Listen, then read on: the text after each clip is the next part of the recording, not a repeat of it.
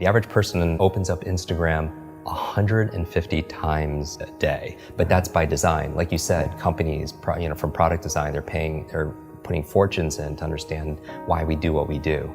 And variable reward, dopamine pops, all that stuff. Exactly. And so if you're picking up the phone the first thing in the morning, the challenge is a number of reasons. This is a challenge. First of all, there are these 4 primary brainwave states. Beta is what you and I are in right now, we're awake. Delta is when you're fast asleep. In between those 2 states, theta and alpha, are extremely important brainwave states for learning. So theta is the state right in and out of sleep. Theta is the state that we call creativity. When you are your most creative, usually it's coming because you're in this theta state. And you know this, when you're in and out of sleep, or you're close to you're so deep, your mind goes and you come up with ideas. You know what puts you in a theta state? Are showers. Oh, really? You ever notice when you're in the shower, you come up with some of your best ideas? Yeah, and your brain kind of drifts. It does, because you're in that brainwave state. So a big part of my work is taking the invisible and making it visible. I always, when I do these demonstrations, I always tell people that I do it because I want you to see that there's a method behind the magic. That when somebody does something that's extraordinary in athletics, in education, in technology, with the human body, there's always a trail, because genius leaves clues. Above theta, though, is the state called alpha, right below beta, where you're most aware and awake. Alpha is a state of learning, accelerated learning. It's a state of relaxed awareness. This is a state we go into when we meditate, because your critical mind is set aside and you just absorb information unconsciously. You know what puts you into an alpha state? Television. You ever notice that if somebody's watching the game or somebody's watching their favorite TV show and you're trying to have a conversation with them and they literally are in trance, they don't hear you because of the television programming, which might be an interesting word, programming and putting people into a trance. But that's the alpha state. That's where information is just going inside your mind. So we train people how to learn languages faster, learn facts better by putting them into an alpha state, a relaxed state of awareness. And we can do that by design. And people don't realize this. And this is the whole thing. I really think this should have been taught back in school, because school was a great place to learn what to learn. Math, history, science, Spanish, important subjects on what to learn. But how many classes were on how to learn? Does that even exist these days? No, that's what I'm saying. How many classes were on how to think critically, how to make good decisions, how to solve problems, how to focus and concentrate, how to read faster, how to remember more, right? Even they teach you 3 R's in school: reading, writing, arithmetic. But what about remembering? What about recall? What about retention? Right? Socrates says there is no learning without remembering.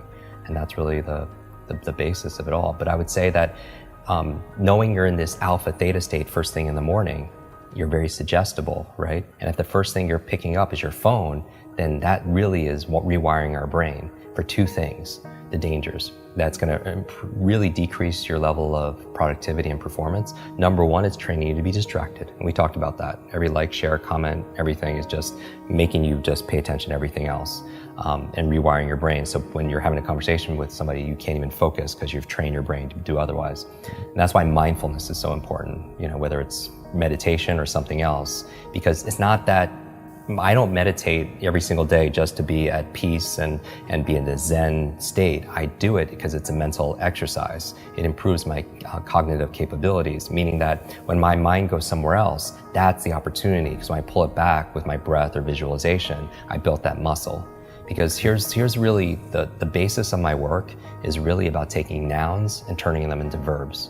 So what do I mean by that? It's like so many people, they wake up and say, oh, I hope I have energy today, or I have motivation today, things that they have, right? I have creativity so I can write today or make videos, or I have memory, or I have focus or concentration.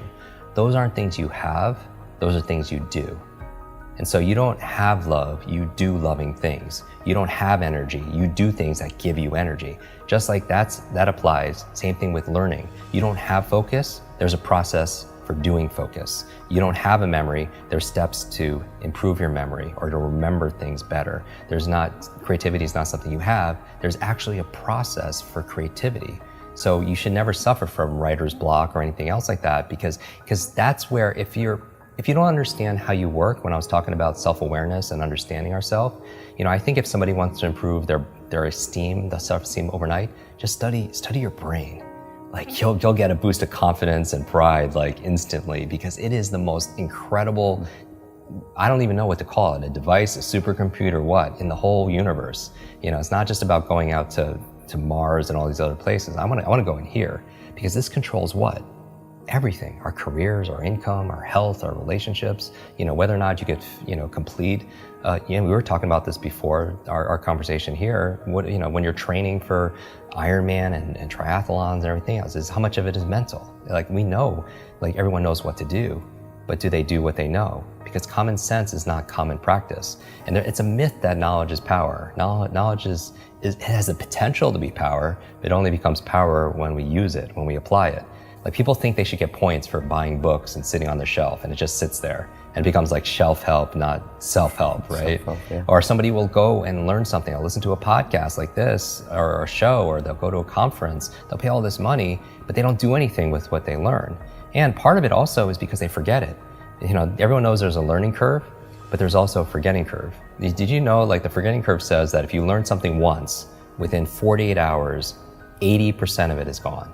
80%. So you listen to a show, you watch something on YouTube, you go to a conference, you read a book, within 2 days, the majority of it is gone, because nobody trains us how to have, that's why memory is so important.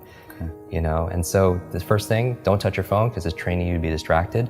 The second thing is it's training you, rewiring your brain to be reactive. Reactive, meaning that you're in this relaxed state of awareness when you first wake up. You pick up your phone, you get one text with bad news, or one voicemail, or one email. And you know this has all happened to us. You're in a bad mood for the rest of your day because you're so impressionable. You're in that hypnotic state and it affects you. And you can never have a quality life, you know, with that, you know, and be the best version of ourselves, be an elite mental performer or high performer when you're responding and reacting to everybody else. You know, my friend Brendan Burchard says, an inbox is nothing but a convenient organizational system for other people's agenda for your life.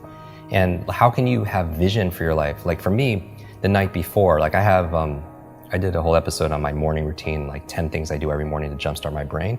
And I also have an evening 1 hour routine to get into sleep, to maximize my sleep. Sleep is so very important to be able to do. But one of the processes I do, besides, you know, blackout curtains and cold and temperatures and breath and stuff, meditation, is I don't touch a screen, right? Because it creates blue light. And most people should know this. The screen on your laptop, your phone, everything else emits this blue light, which inhibits the melatonin production, which helps you to relax and go to sleep. So no screens. But the other thing I do is I write down the 3 things I want to accomplish the next day personally, and the other 3 are professionally. So now when I wake up, I have a vision for my life. Like this is a win today if I just get these 3 things done personally and 3 things professionally. And then when it comes to my phone, I don't touch my phone until I get at least 1 thing done. And that's my test. You know, if I could just do that. And it's not always perfect, you know, but it's about progress, right? Because practice makes progress, right? And there's never going to be a perfect. And I think people need to find what works for them. But I would say, again, to step out is don't trust yourself as the expert instead of somebody else, and test it. You know, maybe for 1 week, keep your phone outside your bedroom for just 1 week and don't touch it for the first hour a day, and spend the first hour a day being a thermostat, not a thermometer. Because a thermometer, what's a function? It reacts to the environment.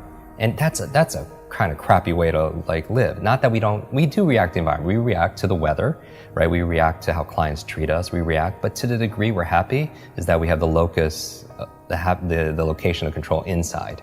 Right? All the studies show that the happiest people are the ones that feel like they have the control over their happiness and not put it to somebody else, a person or a place or something going on in the economy or politics or anything, right? So a thermometer reacts to the environment, but a thermostat's different. What does that function? It sets the environment. It sets a goal, it sets a temperature, and then the environment raises to it. And so I feel like anyone who's attracted to your work or to mine, they're thermostats because they have a growth mindset. Because if they thought things were fixed, they wouldn't watch something like this. Because what's the point? It's just all predestined and it's set, and we can't grow.